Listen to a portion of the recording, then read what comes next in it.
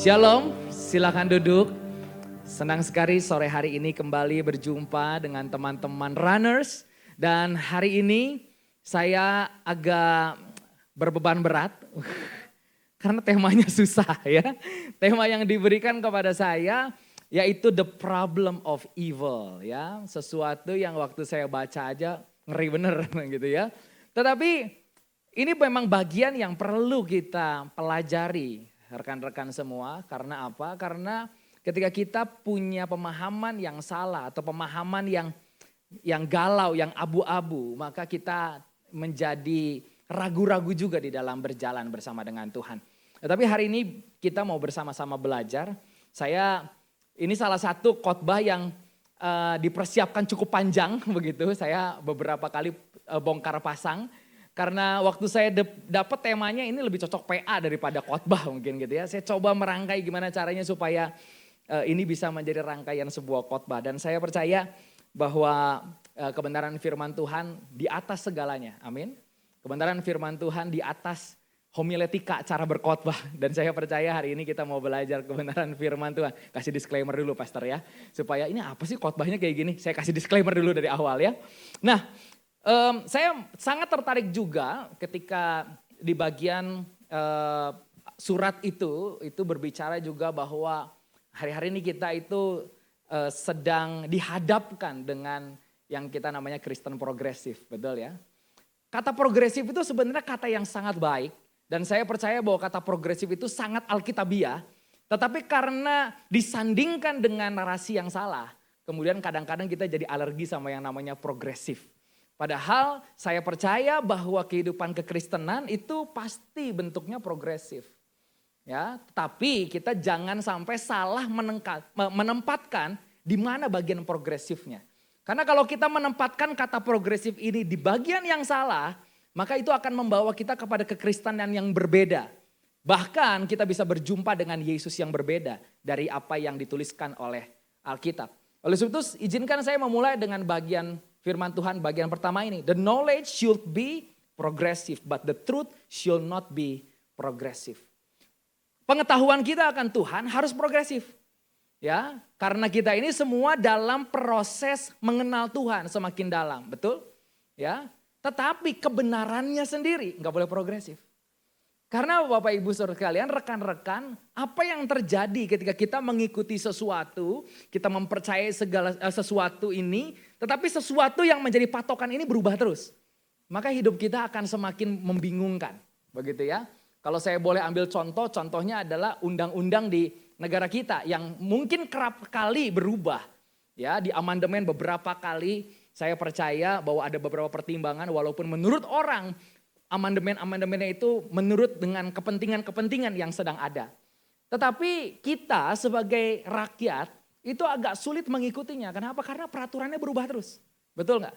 Ya, saya beberapa tahun yang lalu sebelum menjadi seorang hamba Tuhan sempat jadi guru juga.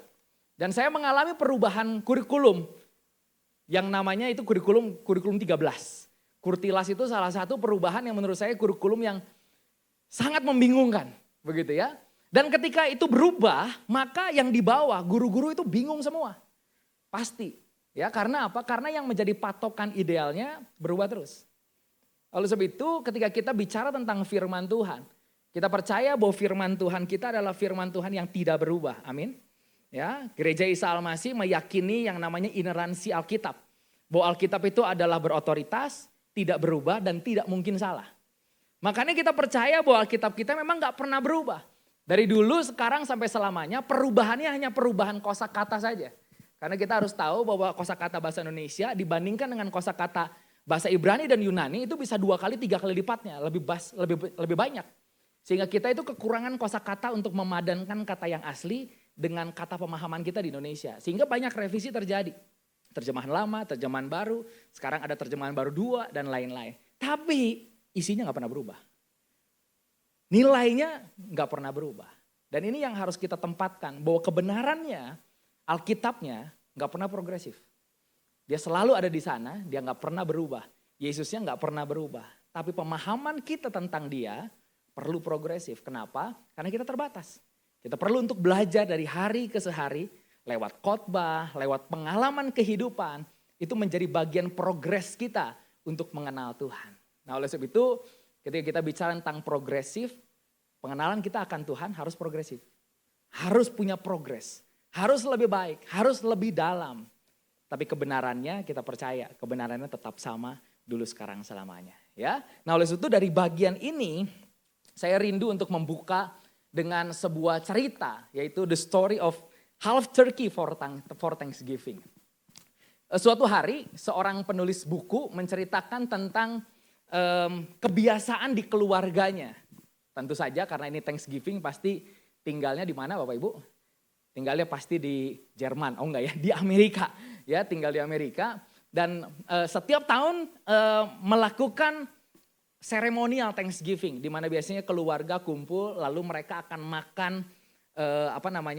ayam kalkun. Ya, saya percaya kita semua tahu bagian itu karena kita semua pasti nonton Mr. Bean. Ya, jadi itu akan selalu terjadi tiap tahun dan tiap tahun. Dan kebiasaan dari keluarga penulis buku ini dikatakan bahwa mereka punya punya kalkun itu karena ayam kalkun kan besar. Ayam kalkun itu selalu dibagi dua, ya. Dan sampailah ke generasi anaknya itu bertanya kepada papahnya ini, "Pah, kenapa sih kalau di keluarga kita, kenapa ayam kalkunnya dibagi dua? Kenapa enggak utuh? Kenapa enggak seperti keluarga-keluarga lainnya?" Lalu papahnya bilang begini, "Kenapa ya? Dari dulu juga gitu." Gitu ya. Lalu anaknya itu merasa jawabannya enggak pas gitu. Tolong dong tanyain dong ke kakek nenek kita, opa oma kita, kenapa begitu? Lalu ditanyalah kepada opa omanya, lalu kemudian opa omanya menjawab dengan jawaban, "Kenapa ya? Waktu saya kecil memang udah begitu." Ya, dan ternyata memang ini keluarga panjang umur masih ada buyutnya. Ya, sehingga ditanya ke buyutnya. Saudara bisa tebak apa jawabannya? Beda jawabannya. Jawabannya beda karena kemudian buyutnya menjelaskan kenapa ayam kalkunnya dibagi dua. Dijelaskannya begini. Karena dulu kita itu nggak kaya. Oven kita kecil sehingga nggak masuk kalkunnya dimasukin semua. Jadi harus dibagi dua. Sekarang mereka udah bisa punya oven yang besar, kalkunnya tetap dibagi dua. Kenapa? Karena mereka nggak tahu alasan kenapa kalkunnya dibagi dua. Tapi ketika sudah tahu, oh ternyata gara-gara itu, kira-kira tahun depannya mereka tetap bagi dua atau enggak? Enggak, tentu saja. Karena udah tahu, oh ternyata alasannya karena nggak cukup dulu, tapi sekarang udah cukup bisa dikerjakan sekaligus. Nah oleh sebab itu kita perlu kadang-kadang untuk mempelajari ya kenapa Tuhan mengerjakan ini dan lain-lain supaya di dalam pengertian yang benar kita bisa menghidupi kehidupan kita dengan cara yang berbeda. Ya, oleh sebab itu saya rindu untuk membagikan bagian firman Tuhan ini dimulai dari sebuah bagian firman Tuhan di Kejadian pasal yang kedua. Kejadian pasal yang kedua ayat 16 sampai 17. Firman Tuhan berbunyi demikian. Lalu Tuhan Allah memberi perintah ini kepada manusia. Semua pohon dalam taman ini boleh kau makan buahnya dengan bebas. Tetapi pohon pengetahuan tentang yang baik dan yang jahat itu janganlah kau makan buahnya. Sebab pada hari engkau memakannya pastilah engkau mati. Saya membuka bagian ini supaya kita berpikir bersama-sama. Ya dong, jangan cuma saya yang mikir ya. Saudara, kita belajar berpikir bersama-sama. Kita harus tahu bahwa kata mati pertama kali diperkenalkan oleh Tuhan. Pertama kali diperkenalkan oleh Tuhan. Padahal Tuhan menciptakan segala sesuatu baik. Bahkan setelah sampai di hari ke-6 masuk ke hari 7. Tuhan berkata bahwa ini perlu diberkati karena semuanya amat teramat baik. Tapi kemudian ketika manusia itu ditaruh di Taman Eden. Lalu Tuhan memberikan sebuah perintah. Semuanya boleh dimakan kecuali satu pohon yang ada di tengah. Yaitu pohon pengetahuan yang baik dan yang jahat. Karena kalau kamu makan, kamu pasti mati. Pertanyaan ini seharusnya menjadi landasan pertanyaan kita. Apakah memang Tuhan merencanakan ini semua? Ini kan menjadi sebuah pertanyaan bagi kita. Apakah Tuhan itu merencanakan sesuatu yang jahat di dalam pikirannya bagi manusia? Karena kadang-kadang kalau kita tidak mengenal Tuhan, sangat mudah kita itu ngejudge Tuhan itu jahat. Betul? Ya, ketika ada sesuatu terjadi tidak sesuai dengan harapan kita. Ketika kita berdoa dan ternyata jawaban doanya tidak seperti yang kita imani, maka sangat mudah kita itu bilang bahwa Tuhan ini adalah Tuhan yang jahat. Tuhan yang merancangkan sebuah penderitaan. Dan saya harus bilang bahwa ada dua hal yang akan selalu menjadi misteri di dalam kehidupan. Satu penderitaan, dua kematian. Penderitaan dan kematian adalah dua hal yang akan selalu menjadi misterinya Tuhan. Yang bahkan kalau saya boleh bilang, tidak akan terjawab. Jadi sampai sini aja khotbahnya. Enggak ya. Tetapi kita harus percaya bahwa ada hal yang sebenarnya sedang Tuhan kerjakan di dalam kehidupan manusia. Kenapa Tuhan kemudian harus buat ada pohon di tengah yang membuat manusia punya kemungkinan, punya possibility untuk jatuh dalam dosa. Kenapa? Pertanyaannya apakah karena Tuhan jahat? Enggak. Saya yakin Tuhan kita adalah Tuhan yang baik. Amin. Ini kita harus pegang selalu, Tuhan kita adalah Tuhan yang baik. Tetapi kenapa dia menempatkan buah ini ada di tengah dan dikatakan ada larangannya, kalau makan kamu akan mati. Saya percaya karena Tuhan merindukan kita sebagai ciptaannya secara sadar dengan pilihan kita sendiri, kita memilih untuk mentaati dan mengasihi Tuhan. Karena menurut saya, kalau Tuhan gak buat itu pohon ada di sana, manusianya diciptakan sebagai robot saja. Yang hanya tahu melakukan yang baik, tidak pernah tahu bagaimana rasanya memilih untuk mengasihi Tuhan dengan kesadarannya sendiri. Tetapi saya percaya bahwa Tuhan sejak semula, bahkan sejak di Taman Eden, sebelum manusia jatuh dalam dosa, Tuhan kita adalah Tuhan yang konsisten. Dia Tuhan yang rindu saudara dan saya mengasihi dia bukan karena gak ada pilihan. Tapi dari segala banyak pilihan, saudara dan saya memilih untuk mengasihi Tuhan. Lalu itu kenapa ada pohon ini di tengah? Supaya apa? Saya percaya, kalau saya bayangin begitu ya, mungkin mereka enggak sekali melihat lalu langsung jatuh dalam dosa. Saya yakinnya begitu. Ya, mungkin mereka sudah beberapa kali lewat, begitu ya. Tetapi selalu ingat, oh jangan. Ya, saya selalu percaya gini teman-teman. Ini pohon ini ada teologi yang ngomong katanya, ya itu sebenarnya bukan kesalahan Adam dan Hawa, karena Adam dan Hawa juga nggak tahu pohon yang ditunjuk Tuhan yang mana. Jadi mereka bisa makan yang mana aja sambil mereka nggak tahu apakah ini pohon yang nggak boleh tuh. Saya percaya mereka tahu persis yang mana pohonnya. Ya pasti, yakin saya. Nggak mungkin lah Tuhan kayak main teka-teki. Ya pokoknya lu cari aja dari diagonalnya yang tengah yang mana gitu. Nggak mungkin. Pasti tahu dengan persis pohon mana yang nggak boleh dimakan. Dan mungkin mereka udah berkali-kali lewat di sana dan berpikir ya juga kayaknya ramai juga ya kalau kita coba gitu ya. Lalu kemudian sampailah di titik mereka jatuh dalam dosa ketika iblis bilang ini, kalau kamu makan kamu kayak Tuhan. Tahu nggak? Itu prank pertama yang diberikan iblis bagi kita. Kenapa? Karena saat manusia makan, bukannya manusia jadi Tuhan, tapi manusia kayak iblis jadinya. Ya, bukannya jadi kayak dia, tapi kayak jadi dia. Ya, karena apa? Karena pada akhirnya manusia tergoda dan jatuh dalam dosa, sebab memilih untuk tidak mengasihi Tuhan, lebih memilih kepada mengasihi dirinya sendiri. Nah oleh sebab itu dari awal kita tahu bahwa Tuhan menciptakan larangan ini dengan sebuah kata kematian bukan dalam rangka supaya saudara dan saya akhirnya jatuh dalam dosa. Bukan. Tetapi dia rindu supaya kasihnya itu berbalas dengan kasih yang secara sadar. Ya, oleh sebab itu teman-teman di dalam Yakobus pasal yang ke-1 ayat 13 firman Tuhan berbunyi demikian. Apabila seorang dicobai, janganlah ia berkata percobaan ini datang dari Allah. Sebab Allah tidak dapat dicobai oleh yang jahat dan ia sendiri tidak mencobai siapapun. Jadi di bagian ini kita harus yakin bahwa Tuhan tidak pernah merancangkan untuk mencobai kita. Gak pernah. Kalau kita lihat sama-sama di dalam perjalanan firman Tuhan. Saya percaya salah satu bagian yang bisa sangat menggambarkan apa yang terjadi ketika ada penderitaan terjadi dalam hidup manusia. Salah satunya adalah contohnya Ayub. Ketika iblis datang kepada Tuhan dan berkata bahwa aku mau cobain dia. Bukan Tuhan yang mencobai, bukan iblis yang mencobai. Tuhan hanya mengizinkannya. Coba aja ya, mengizinkannya. Nah oleh sebab itu teman-teman, saya rindu kita membedakan dua hal ini. Bahwa yang mencobai itu iblis, tetapi Tuhan memberikan izin dengan sebuah maksud. Karena mencobai itu bertujuan membinasakan kalau mencobai. Tetapi memproses itu bertujuan menyadarkan dan mendewasakan. Saat kita berpikir bahwa Tuhan mencobai saya, saudara pasti akan berpikir bahwa tujuan Tuhan adalah supaya saya hancur dan binasa. Enggak.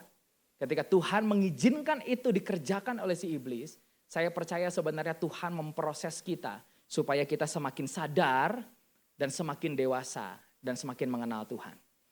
Saudara, kita harus percaya bahwa di dalam segala sesuatu yang Tuhan izinkan terjadi. Nah ini sekali lagi pola pikir. Kalau kita berpikir bahwa segala sesuatu yang Tuhan izinkan terjadi, ya tentang permasalahan, pergumulan. Kalau kita berpikir bahwa itu adalah cara untuk menghancurkan kita, maka selamanya kita akan selalu berjalan di dalam pemahaman yang salah. Tetapi saudara harus yakin bahwa di dalam segala hal yang Tuhan izinkan terjadi, sebenarnya itu adalah sebuah panggilan bagi kita. Ketika Tuhan izinkan ada pergumulan terjadi, ketika Tuhan izinkan ada penyakit terjadi, ketika Tuhan izinkan ada pergumulan terjadi, kita harus memaknainya sebagai panggilan Tuhan. Tuhan panggil kita supaya kita semakin dekat dengan Dia, supaya kita mendengar apa yang Dia mau kerjakan di musim seperti itu. Oleh sebab itu kita harus percaya bahwa ini bagian dari proses Tuhan untuk Tuhan itu menyadarkan kita bahwa betapa lemahnya kita, betapa kita butuh Tuhan. Tetapi di satu sisi juga proses ini berbicara tentang bagaimana Tuhan mendewasakan saudara dan saya. Supaya pada akhirnya kita nggak terus ada di level sini, tetapi kita menjadi orang-orang yang semakin mengenal Tuhan dan semakin sadar untuk merespon cinta kasih Tuhan dengan mengasihi Tuhan melalui kehidupan setiap kita. Nah oleh sebab itu teman-teman percayalah bahwa Tuhan tidak pernah merancangkan yang jahat. Tuhan tidak pernah mencobai. Tetapi kalau Tuhan mengizinkannya, percayalah itu adalah proses untuk membuat kita semakin dewasa di dalam iman. Kalau kita punya pola pikir seperti itu, saya percaya kita bisa meresponi segala hal yang terjadi dalam hidup dengan cara yang berbeda. Karena apa? Karena kita percaya, ini prosesnya Tuhan. Dan kalau prosesnya Tuhan, kalau prosesnya dari Tuhan, dan saudara lakukan dengan taat dan setia, pasti ada progresnya. Amin? Ya. Nah oleh sebab itu kita perlu untuk benar-benar memahami, meyakini bahwa Tuhan adalah Tuhan yang baik. Dia Tuhan yang tidak pernah merancangkan segala sesuatu yang jahat. Saya lompat sedikit di dalam sebuah pertanyaan. Kenapa Tuhan mengizinkan ada peperangan? Kenapa Tuhan mengizinkan di perjanjian lama terkhusus? Kenapa Tuhan mengizinkan bangsa menghancurkan bangsa? Kenapa terjadi banyak peperangan dan lain-lain? Apakah Tuhan memang Tuhan yang jahat? Saya percaya kita perlu untuk memahami terlebih dahulu sebuah gambaran besar apa yang terjadi di perjanjian lama dan apa yang terjadi di perjanjian baru. Teman-teman kita harus tahu bahwa di perjanjian lama ketika bangsa bertemu dengan bangsa, kita harus tahu bahwa sebuah konsep yang mereka anut pada saat itu, bahwa ketika sebuah bangsa bertemu dengan sebuah bangsa, lalu kemudian mereka berperang, sebenarnya mereka bukan sedang mengatasnamakan perang itu demi kepentingan mereka sendiri, bukan. Tetapi sebenarnya yang mereka sedang kedepankan adalah, ayo kita coba yuk, Tuhan siapa yang lebih hebat? Tuhan lu, Tuhan gua. Makanya kita perang. Sehingga teman-teman kita harus tahu bahwa ketika Tuhan mengizinkan atau dalam tanda kutip mempergunakan sebuah sarana peperangan di perjanjian lama, ada sebuah tujuan yang Tuhan sedang mau kerjakan. Saya ambil dalam Keluaran pasal yang ke-14 ayat 18. Dikatakan, maka orang Mesir akan mengetahui bahwa akulah Tuhan. Apabila aku memperlihatkan kemuliaanku terhadap Firaun, keretanya dan orangnya yang berkuda.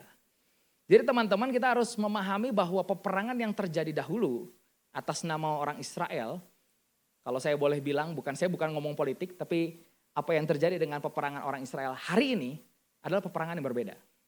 Ya, kita nggak bisa tutup mata lalu kemudian kita bilang, oh ini kan orang pilihan Tuhan, ini pasti lagi perang demi nama Tuhan. Oh enggak, kita harus lihat konteksnya. Karena di perjanjian lama Tuhan mempergunakan bagian ini untuk menyatakan kemuliaannya.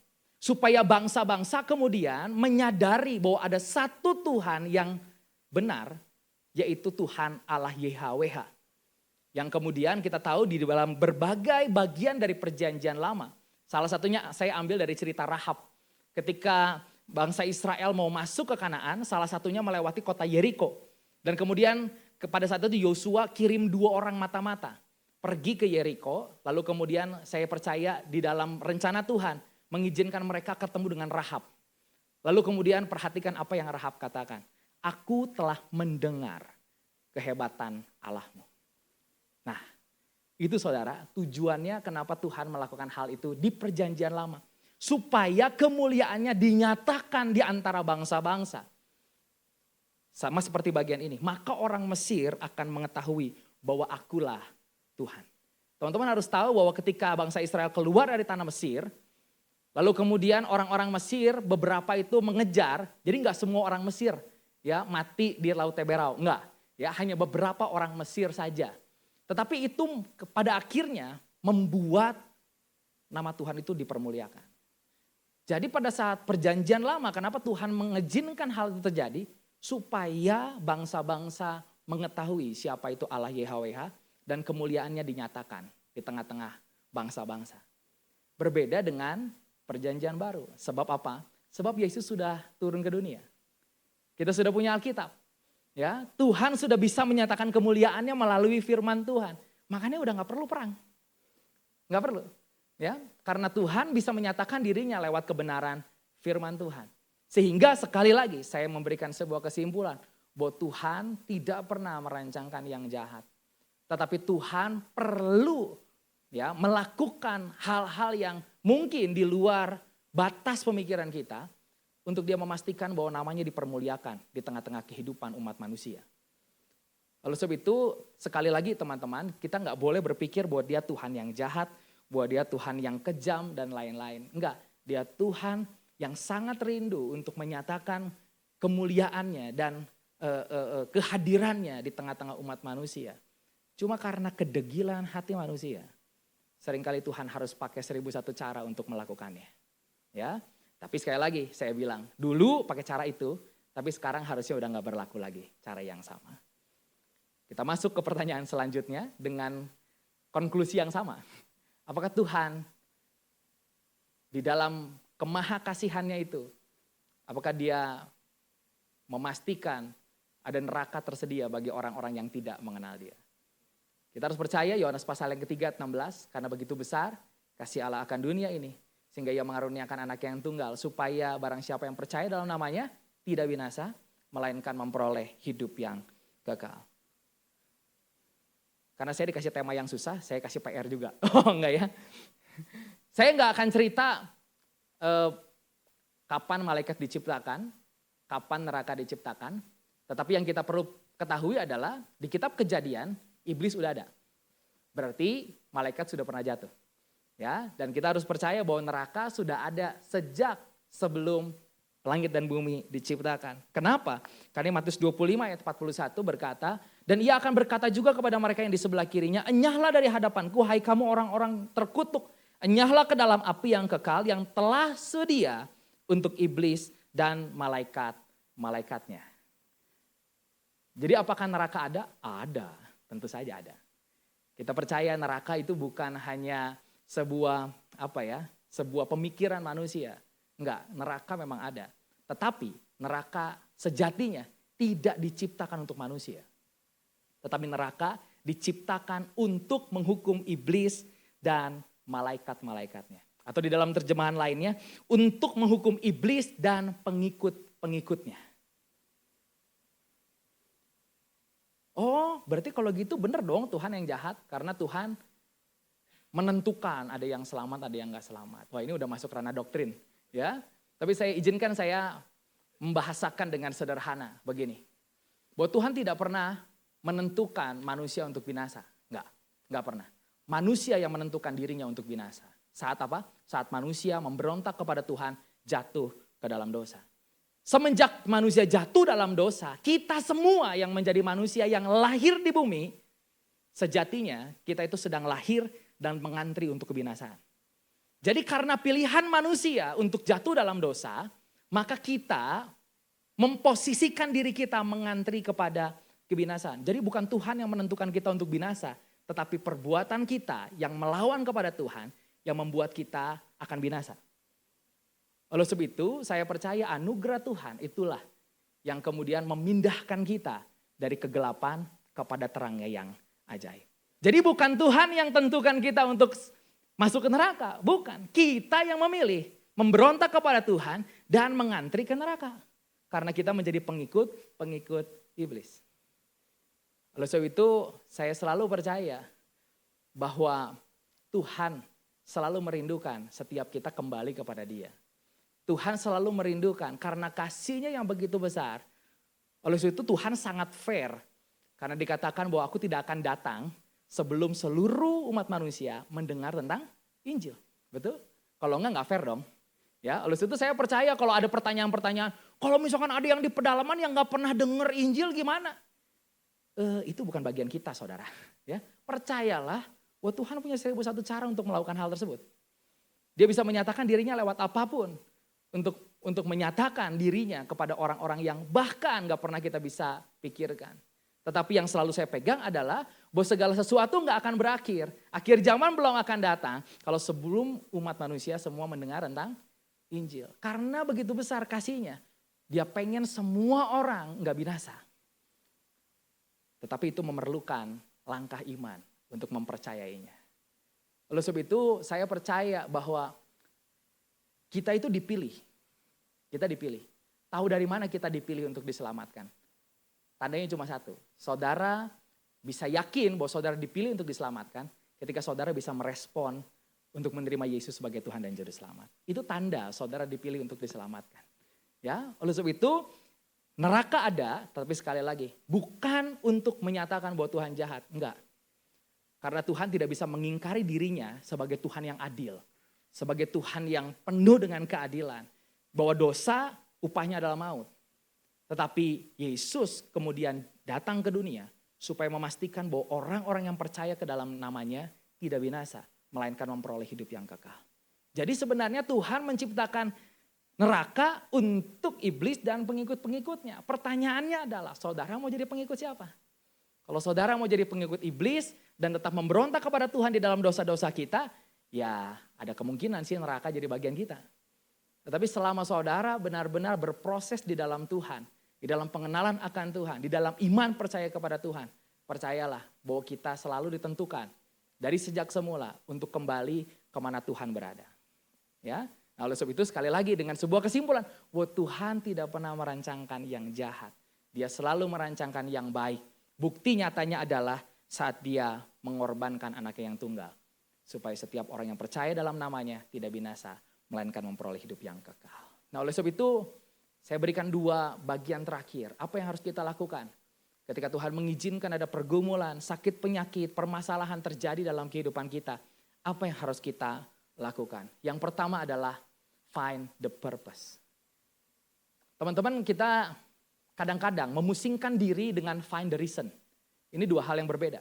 Kadang-kadang kita hanya pengen bertanya aja, kenapa Tuhan harus saya yang dapat begini? Terus saudara berharapnya Tuhan jawab apa?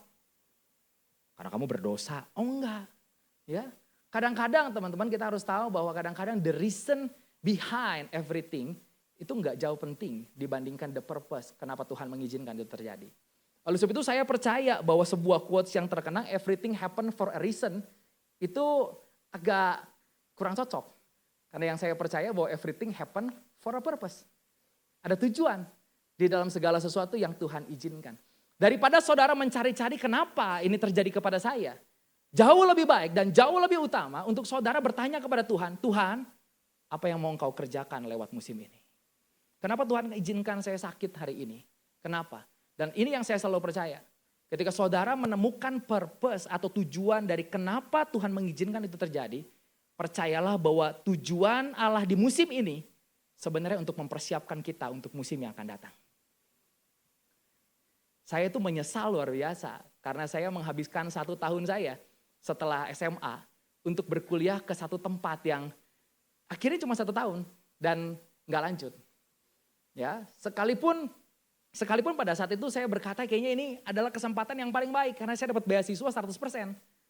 Tetapi kemudian cuma bertahan 1 tahun sehingga kemudian saya harus keluar dari tempat itu dengan masa waktu yang sangat mepet.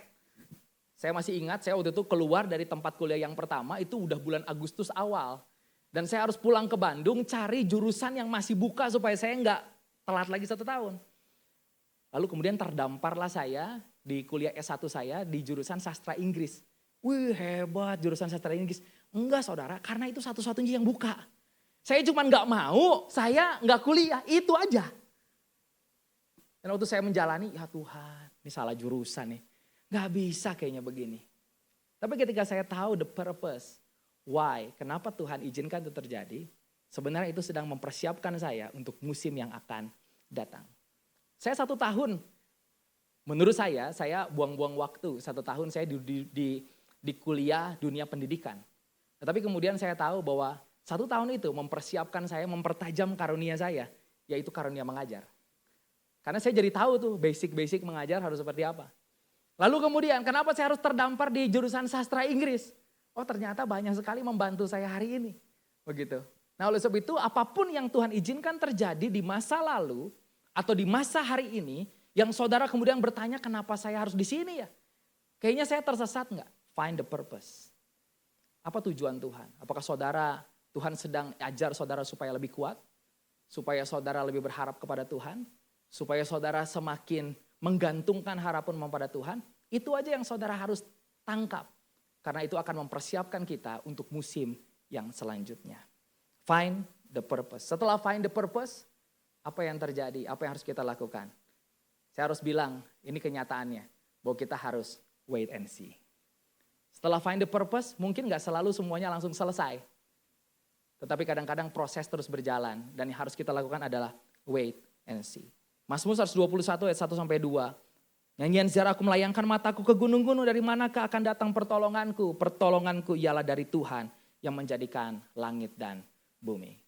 Firman Tuhan berkata, sekalipun aku berjalan dalam lembah kekelaman, aku tidak takut bahaya karena Engkau besertaku. Lalu itu saat kita tahu bahwa ada purpose, ada tujuan Tuhan mengizinkan sesuatu terjadi dalam hidup kita. Dan kita perlu menemukan itu, lalu kemudian kita meyakini bahwa tidak selamanya langit itu akan selalu muram. Gak selalu dalam hidup ini selalu badai. Akan ada musim di mana pelangi itu akan muncul. Ya, kita percaya bahwa Tuhan akan menolong kita. Bahkan bukan hanya itu, Keluaran 14 ayat 14 dikatakan Tuhan akan berperang untuk kamu dan kamu akan diam saja. Wait and see. Find the purpose, wait and see. 1 Korintus 10 ayat 13, pencobaan-pencobaan yang kamu alami ialah pencobaan-pencobaan biasa yang tidak melebihi kekuatan manusia sebab Allah setia dan karena itu ia tidak akan membiarkan kamu dicobai melampaui kekuatanmu. Pada waktu kamu dicobai, ia akan memberikan kepadamu apa? Jalan keluar sehingga kamu dapat menanggungnya. Segala perkara dapat kutanggung di dalam Dia yang memberi kekuatan kepadaku. Jadi saudara harus percaya bahwa saat kita wait and see, Tuhan sedang bekerja untuk menyatakan kebaikan bagi kita. Ya, oleh sebab itu find the purpose, lalu kemudian tinggal tunggu dan lihat bagaimana Tuhan mengerjakan, bagaimana Tuhan menyatakan kemuliaan di dalam kehidupan kita. Bahkan ini yang saya selalu percaya, ketika Tuhan nyatakan itu jauh daripada apa yang bisa kita harapkan.